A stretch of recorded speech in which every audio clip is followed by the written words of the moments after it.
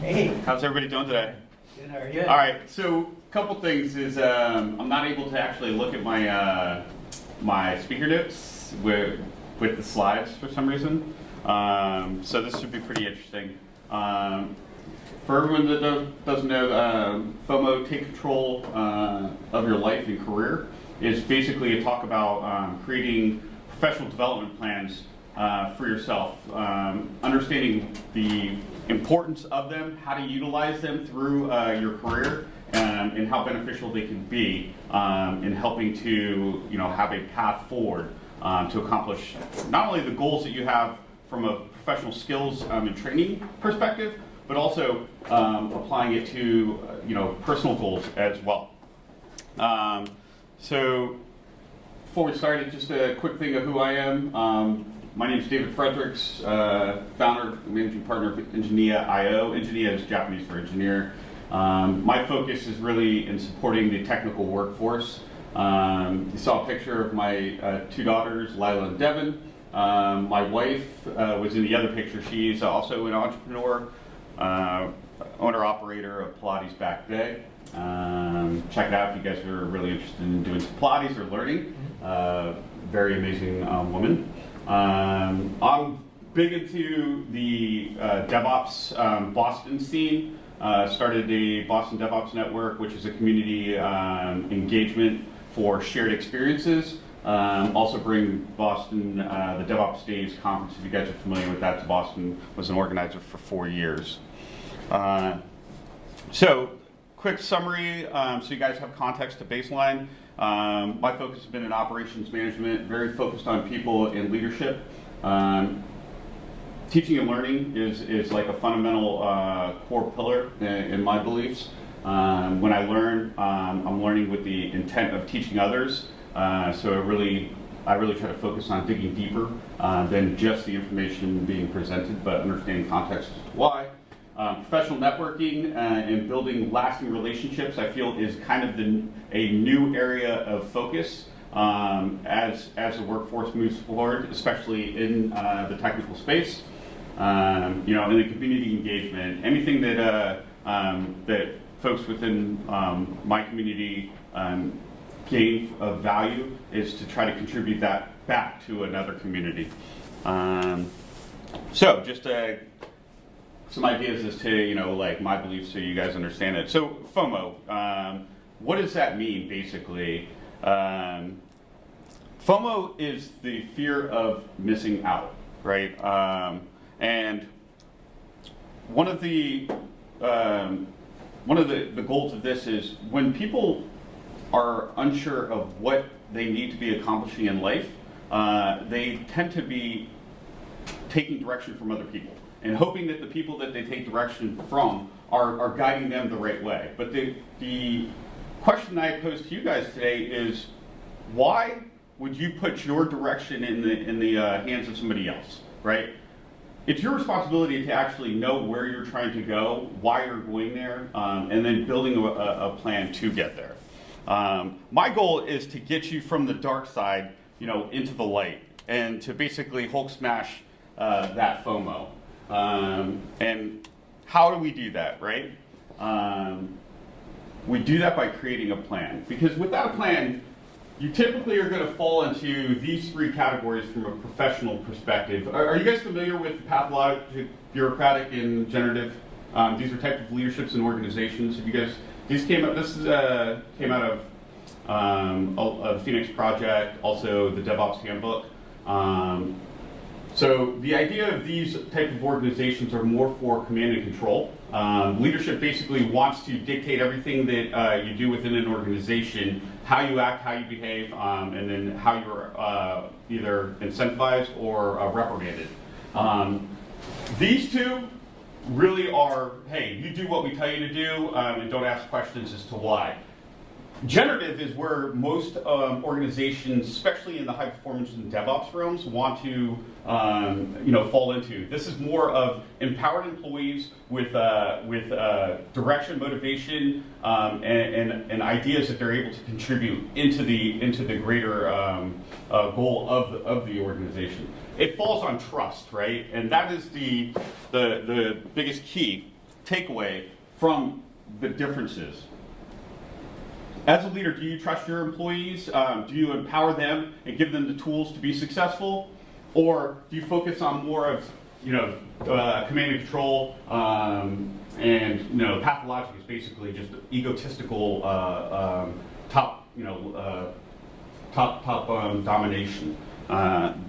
Those are the ones where you tend to be very submissive, and you just receive information and you execute on that information. You never ask questions. All right, so when you are in either a pathologic or bureaucratic type organization, these are the type of bosses you work for.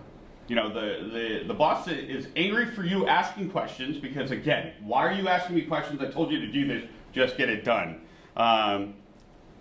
But then also comes back at you if you try to figure out a way of solving the problem that they asked you to solve, and you did it the way you thought was the best approach, right? That's turning around and being like, look, I told you to do this, I don't care if it's a lot of toil.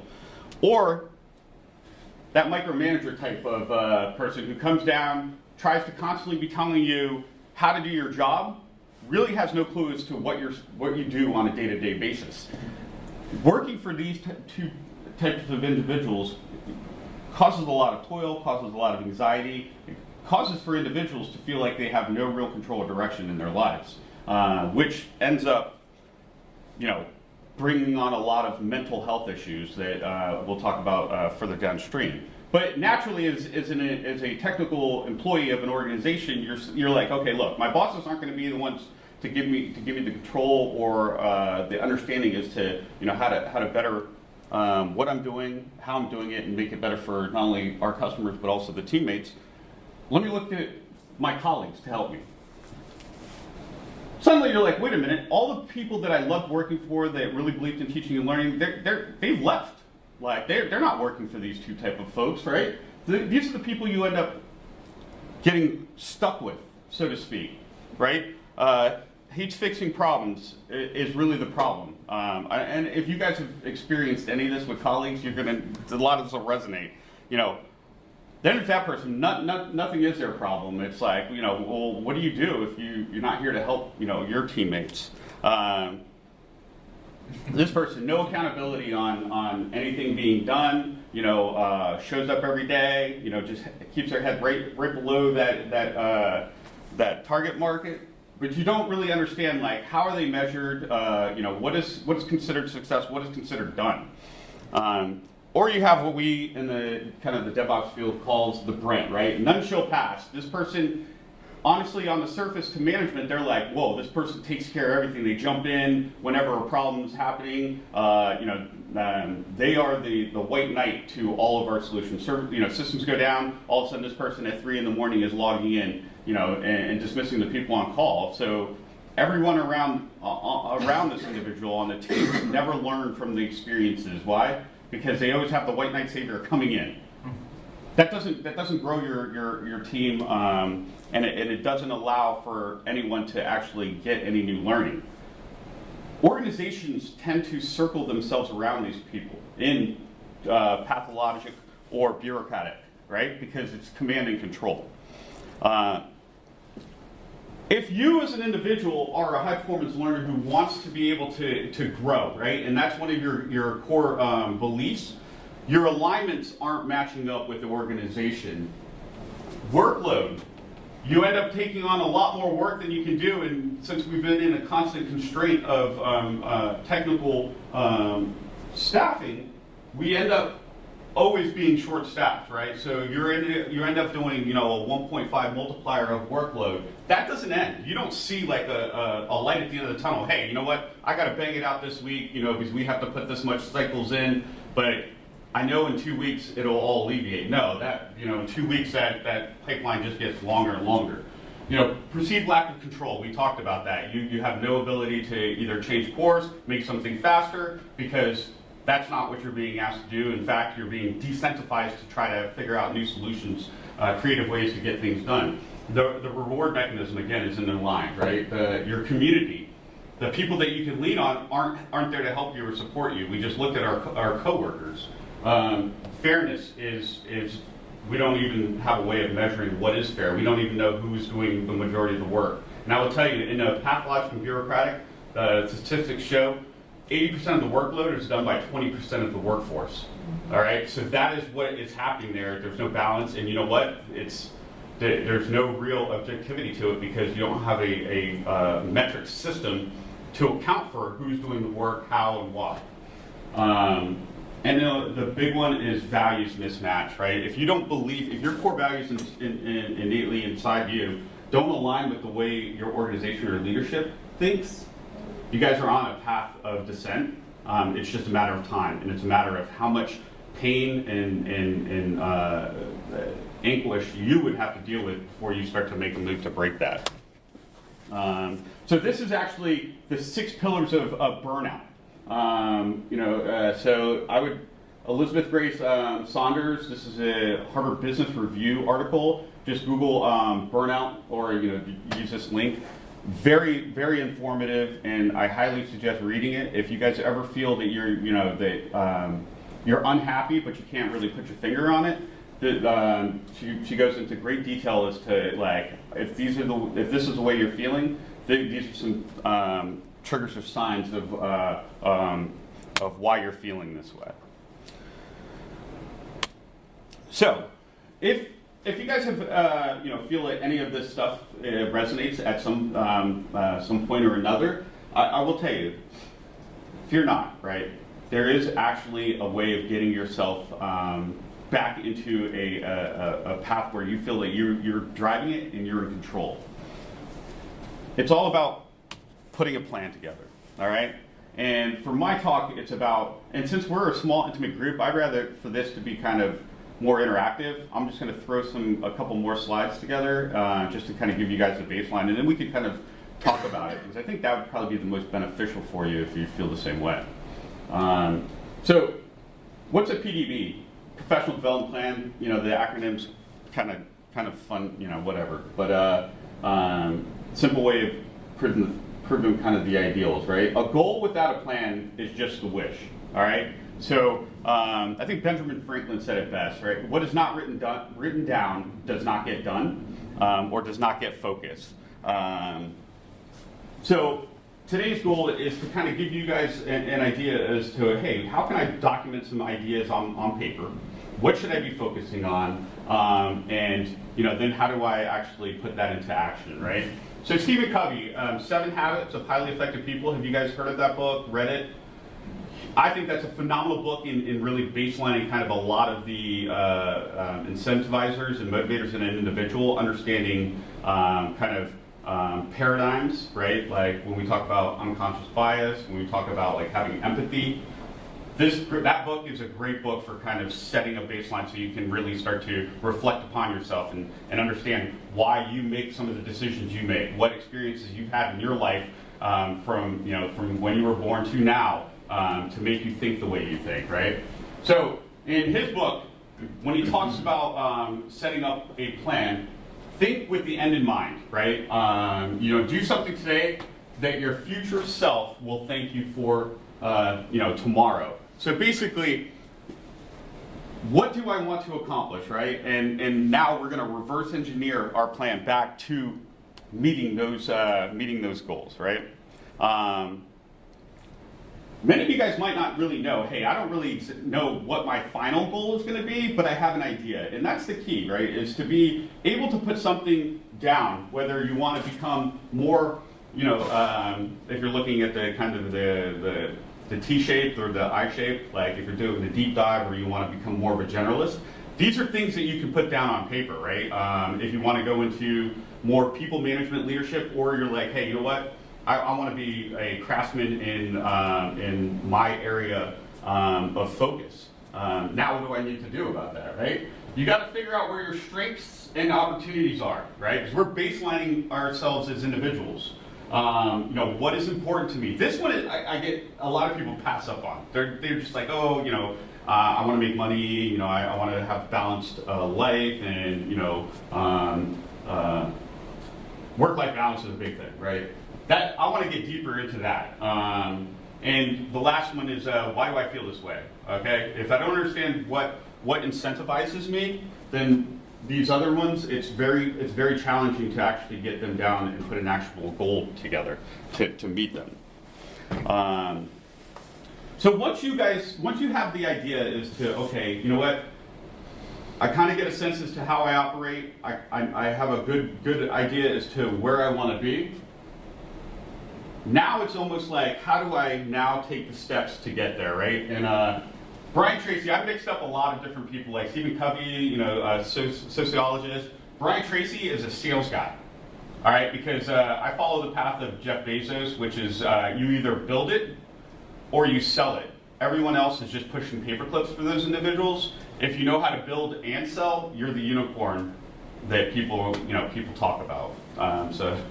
That's why I'm always like, all right, in anything in life, you're either building it or you're selling it to somebody as to why they need it, right? He talks about, this is what happens when you set goals.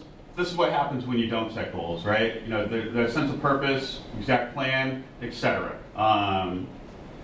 It's important, in my mind, to constantly be working towards something. And you can get, since our lives are so busy, you can easily get wrapped up and get into these downward spirals of rabbit holes, right? Where you think that you're getting stuff accomplished, but basically it's a lot of toil. You're not really advancing yourself. By having goals down on paper, it will trigger your mind to be like, whoa, I'm going down a rabbit hole. Hey, I need to shift my perspective, start focusing on accomplishing, you know, this task or this goal. All right.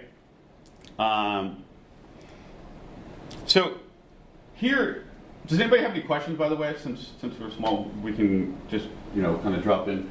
So here's kind of how a plan would actually work, right? Because one of the things when I said if your kind of end goal isn't exactly clear, it means that you don't have enough data points to have a clear picture as to what, you know, that end goal needs to be. So what do you need to do?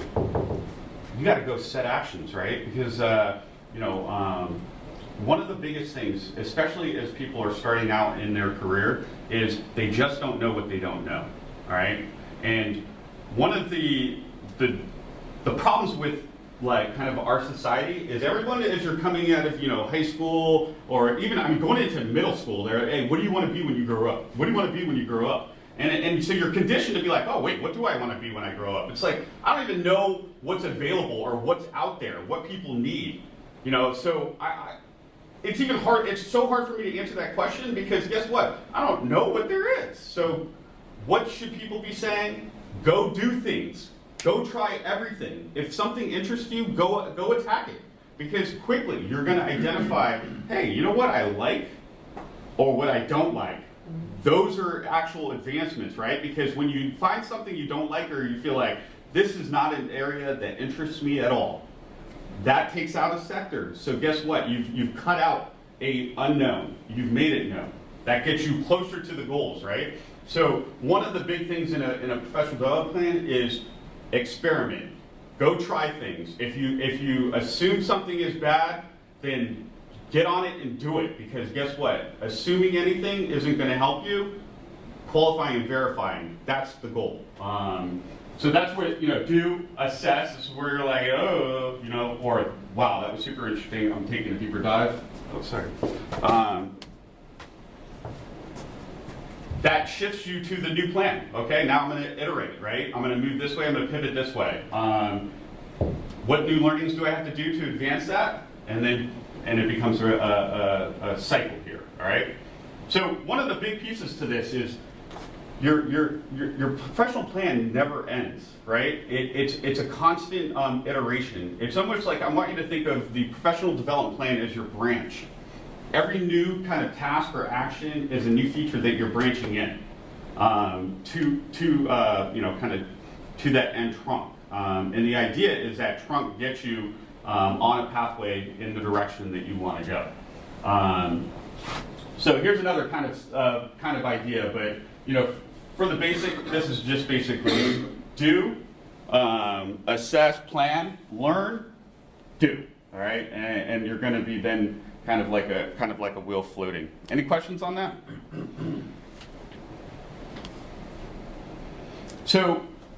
Here's some things that I pulled off the web, right? Because it's like, well, how do I document this? This to me, all of these documents to me are rearview mirror, all right? It's good to have some kind of template, some kind of chart, to just write kind of, oh, this is what I'm trying to accomplish in this sector, this is what I'm going to do in this timeline, and I'm going to be measured this way, all right? So you guys heard the acronym of SMART goals? Okay, so you're basically providing SMART goals to each task you're trying to accomplish. That's your feature branch that you're going to be branching into your trunk. I don't like to put any kind of framework to that, because each individual needs to create and customize that the way that best fits their style, right? Some people want to keep things a little bit vague. That's fine. If that's the way you work, that's the way I want you developing your plan. So that's why I just threw a bunch of different ideas up here. Here's the one, the SMART goal. This is kind of how my mind works, so I would follow something more specific like this. Because I have problems with the gray areas in my head, and that's just the way I am. But here's more of somebody who's focused on kind of like behavioral challenges and things of that nature. So all of this stuff will be offered in my slideshare. I can put out. All right, but there's 4 buckets that I want people to start to focus on developing. All right, and I'll put some time to this one. Continuing education, skills training, EQ development, and this last one, professional networking. All right, so quickly, continuing education, that's kind of advancing your life learning, right? Whether you're into, whether you're a dev in Drupal, or say you're doing some syseng, maybe you're doing some full stack, keeping a plan together on how you keep yourself advancing, right? Because as we all know, man, technology and innovation, you could be a year with your head down working on a project. You look up, all of a sudden there's 3 different versions out there that you were unaware of, right? So a quarter of the time, 25% needs to be on continue your education in your skill to become the craftsman. Skills training. Now this one's a little bit different. The difference of the two is this is very focused within your current domain and the domains of where you want to get yourself. The skills training are more the soft skills, kind of the professional learning that is not kind of attributed to the actual domain of which you're in. All right, so examples. If you wanted to go into people management, but you've been a technical engineer, like what new skills do you need to learn to go from managing code to managing people? Unfortunately, in our industry, a lot of people were just like, you were the first, 3 developers on. You know how to manage the code. Why don't you manage the team of 21? And you're like, okay, I'm going to manage you guys like I manage my code, which unfortunately is not a good transition, right? Because people have feelings and they have memory. So a lot of the kind of iterations that you made with your code, people are going to remember those pains, right? And that's not the way to advance a workforce. But unfortunately, that's how our industry has been, because it's just been exploding. And through the explosion, we haven't been properly training leaders on how to manage the next generation. Your EQ development. All right, this is an area in technology, I'm telling you, that is going to be exploding, right? If you think about, you guys know Kai-Fu Lee. Have you read his book, AI Superpower? He's basically the guy from China, got US educated, and now he basically is, they call him the Oracle of AI, working for the Chinese government. But one thing he stated was, in the next 10 years, 40% of jobs today are going to be automated out through AI. And it's going to really impact the white collar type industries, repetitive analysis, things of that nature. Because one thing that we can't figure out with single domain AI is emotional intelligence. Being able to decipher how somebody is reacting non-verbally, what kind of information, all of that underlying layers. Because right now we're single domain AI that's focused on data, not on like, oh, perceived expectations, how you're consuming kind of the world around you. That's a human behavior. This is going to be the #1 area of advancement in technology over the next 15 years. And EQ is really focusing on hey, how do I really get down to understanding what somebody's telling me, why they're telling me that, what their background's about, things of that nature. And then the last piece, right, is professional networking. This may seem like why is that super important? I consider your professional network as your safety net should anything go wrong in your professional life. In other words, say like you guys are doing all the right things for your company, the company seems to be growing, you guys split off to do like a new R&D type of product. That product ends up falling flat because say a competitor comes in and actually already has that and that's selling, right? And then you've done everything you were supposed to do, everything right, but they have to, the organization has to cut that department out. Suddenly, and this happens all at once because they thought they had funding for their next round and it got dropped. What are you going to do in that situation? You are now you're kind of at the whim of where the market is, and you have to make reactionary decisions, right? You're going to talk to a bunch of recruiters, talk to maybe some friends that you know, ask them how they're doing, and immediately start to dive into a new role and hope that you're going to fall into something that you want, that you enjoy. Your professional network, if you have a strong, vibrant current, you can immediately reach out to your network and say, hey, some unfortunate situations are going on in my company. In 2 weeks, it's my last day. What's going on? What should anyone that you know that I can be talking to? Things of that nature. You have a strong professional network, I guarantee, in 5 days, you will have the job you want, or you'll have multiple opportunities of what you want, because you're going through the people who know you, former colleagues, friends who understand how you work and what you believe in. We don't spend enough time on this. And you know what's good about NetCamp, about the DevOps meetups, all of these local communities, it gives us a platform to start to build relationships with one another, all right? So these two bottom ones, even though I'm dividing this into 4 sectors, for me are very crucial and don't get the emphasis they need. These two, I think, get a lot of focus. We're kind of conditioned to know that we have to keep learning, etc. This needs to be balanced, all right? So you need to focus on these 4 buckets equally. In order to really find success, all right? Now I put this up here because it's like, okay, so you kind of got an idea as to where you want to go, how you're going to do that, what buckets you need to be focusing on, what areas of opportunity you as an individual are going to focus on from your strengths and weaknesses. So how does this help you, right? And I'm going to give you a couple of scenarios. We just talked about like the recruiter in a reactionary situation because your department got cut, out of the blue, right? If you have a professional development plan, all right, you are going to be able to switch the conversation on a recruiter that's calling you. Hey, I see you did a lot of PHP. I have this LAMP stack role, and you're basically having to ingest the information and just say yes, yes, yes. If you don't have a plan, you don't really have the direction of where you want to go, right? Now you have a plan. They start to go into their little, and you're like, oh, hold on, let me give you a little bit of background and overview as to what I'm looking for, all right? Here's my plan. This is what I'm trying to accomplish in my next goal. This is the type of organization that I'll be most successful in, all right? You're starting to coach this recruiter now and giving them the information. Say, listen, if you have any opportunities or you come across any opportunities that meet these expectations, give me a call. All right, do you see what you've done? You've basically turned a sourcing agent, somebody who's just reaching out to you because they have your information, to now becoming a true advocate agent. You go find this for me, all right? And once you find that, make the introduction because this will be a match. Do you see how the shift is happening here? You're basically you're like, hey, I'm going to help you to help me. And this is how you can do it, all right? When you have a plan, you can be confident about being able to really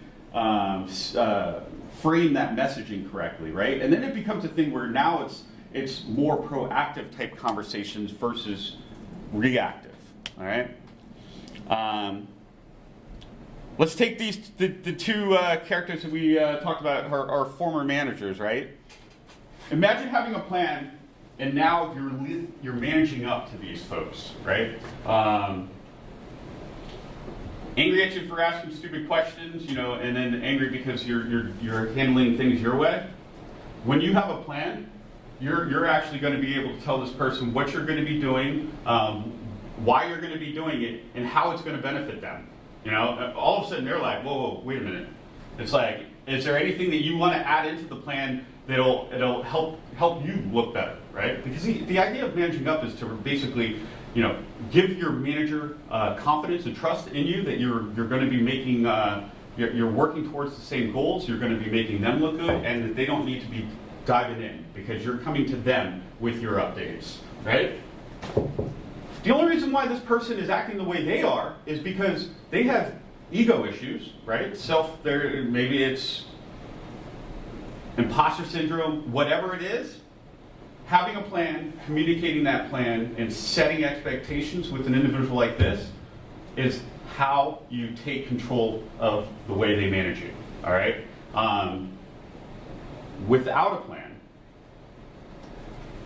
this person starts to feel very insecure because that imposter syndrome started to set in. They're like, I don't know why I'm managing. You're so much smarter than me. You come up with better ideas.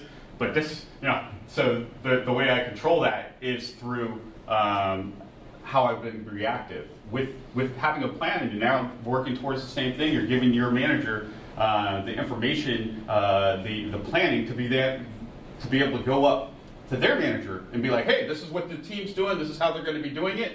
We have this on lockdown. They're starting to look good because of you setting the stage and setting the plan and expectation towards them. These individuals now all of a sudden are looking towards you as the trusted leader, the ally, their lieutenant that they can go to war with, so to speak. That's what you're trying to do with managing up.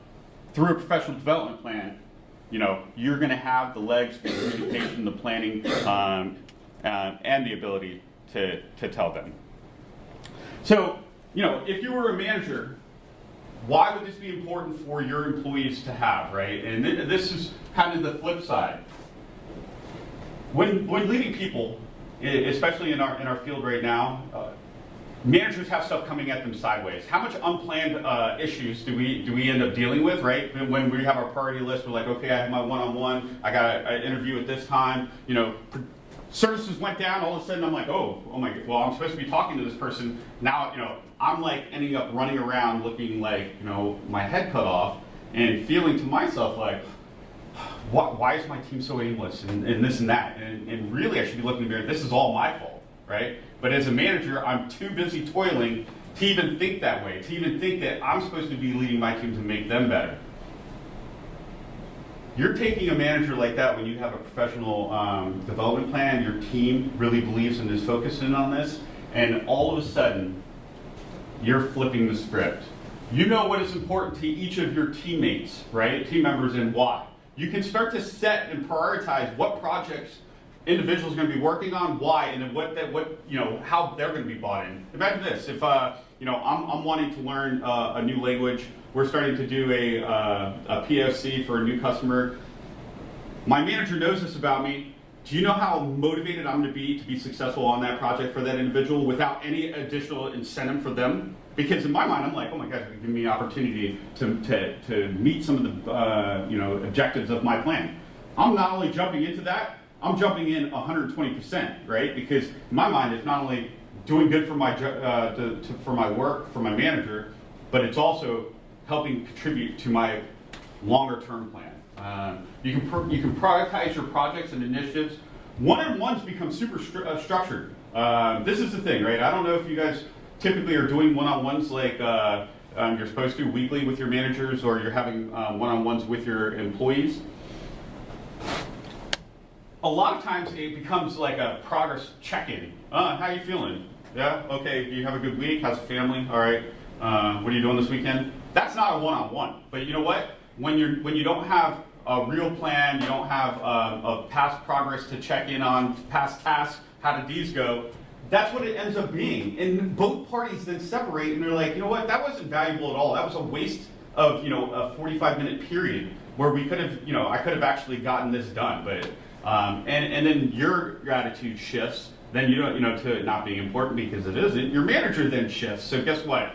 Oh, I'm just going to go do this phone screen instead of having this one-on-one. I'll put a cancel or reschedule on it. No. When you have a structured PMP or PEP, your one-on-ones then become structured. How is this going? Where are you working on this? Oh, did you go to that meetup on, you know,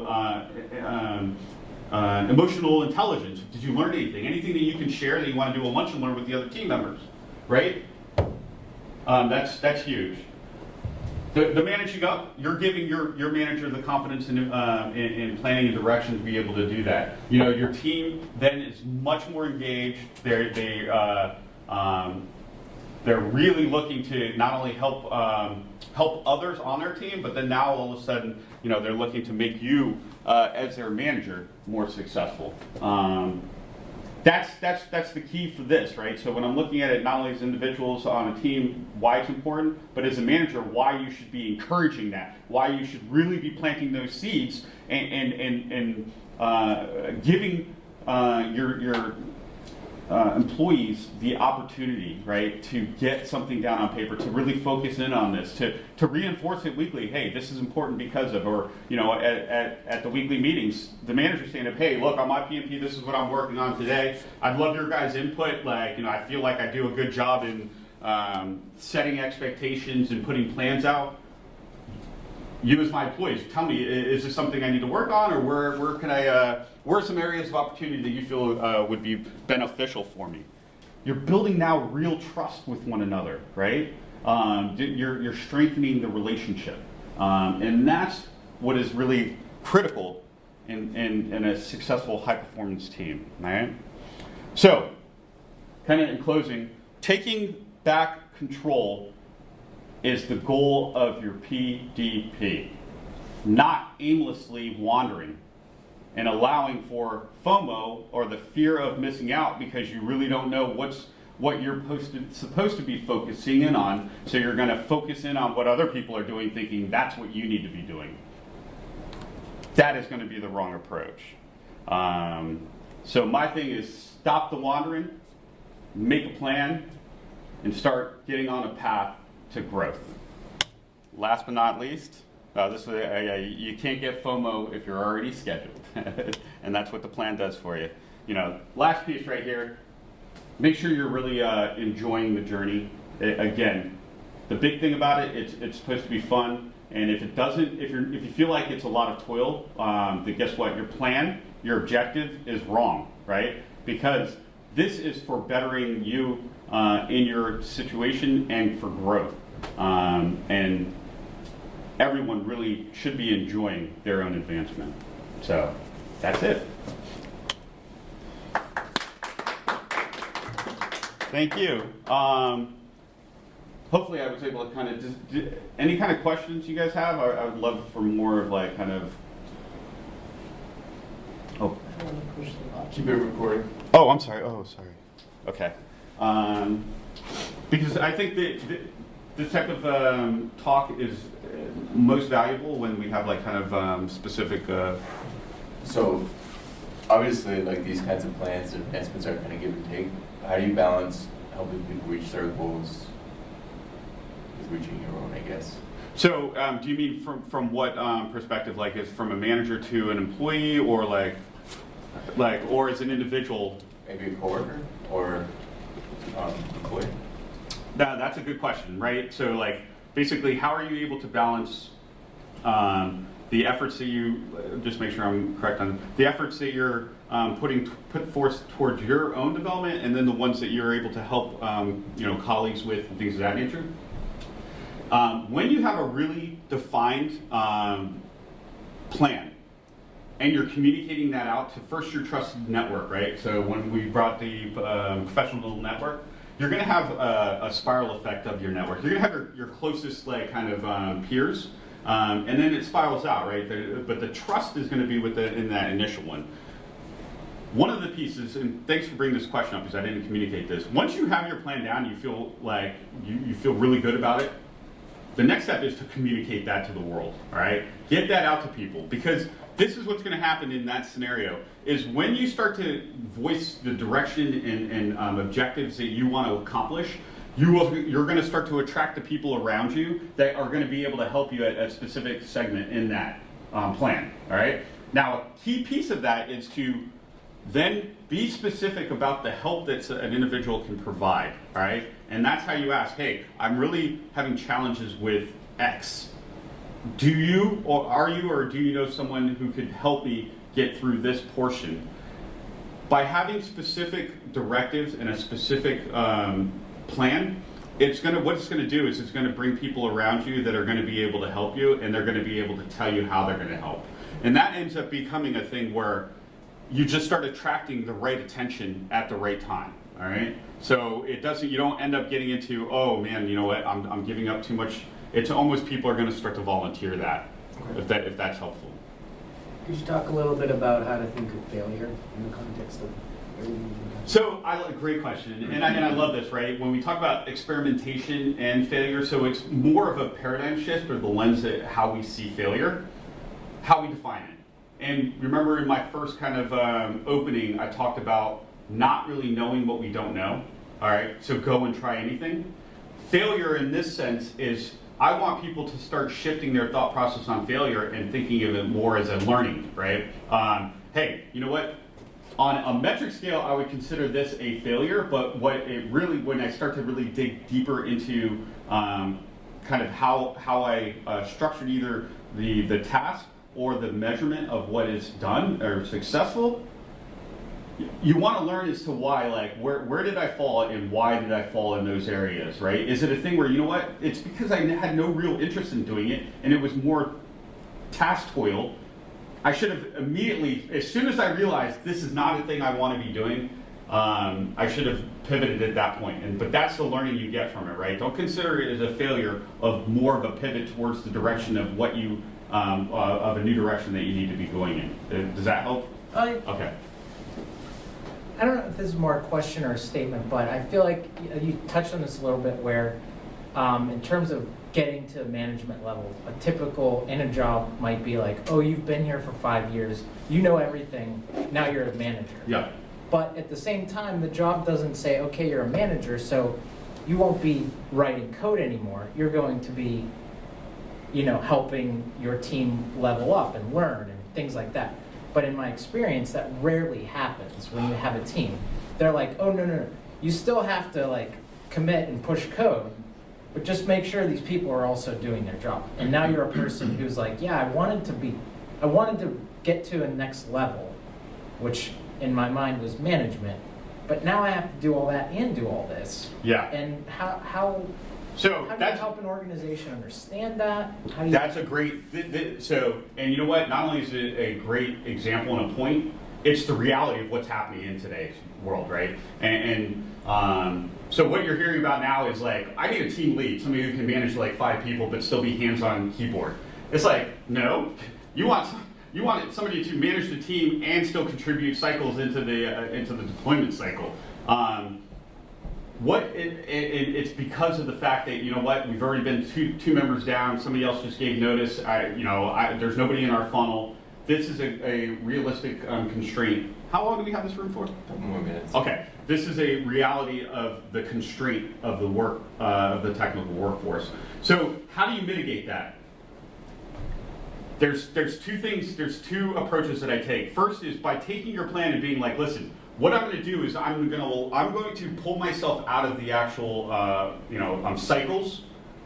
My team is going to start to contribute. In the beginning, we're going to have a drop in velocity.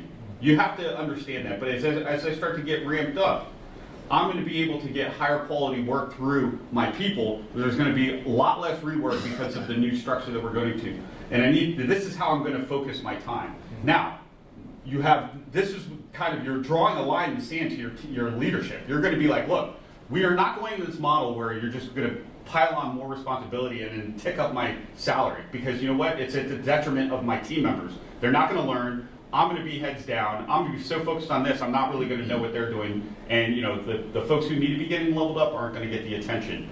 So it becomes a thing of, do you believe in this plan? Are you going to back me in this plan? When should we initiate this plan? And if the answer to that is no, no, no, I'm sorry, but guess what? You have to talk with your feet. Yeah. All right, and that's the unfortunate thing. But the positive thing about where we are in the constraint of the workforce is you're most likely going to find something that where you're now going to be able to dictate. This is why I had to step away. I didn't want to, but these are what I believe. This is what I believe in. Past leadership didn't.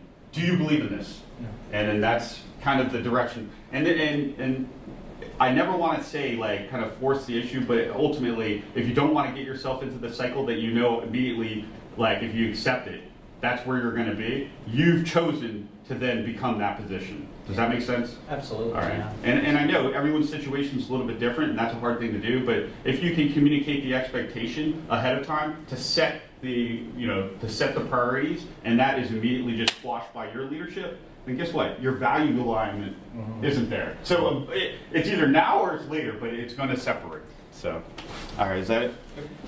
Hey, thank you so much for your folks' times. Really enjoyed that. Hopefully, you guys got some value out of the talk. You can find me, DFreddy76. I'm in Boston doing a lot of the meetups, a lot of community engagements, and we'll hopefully see you folks soon. Thank you.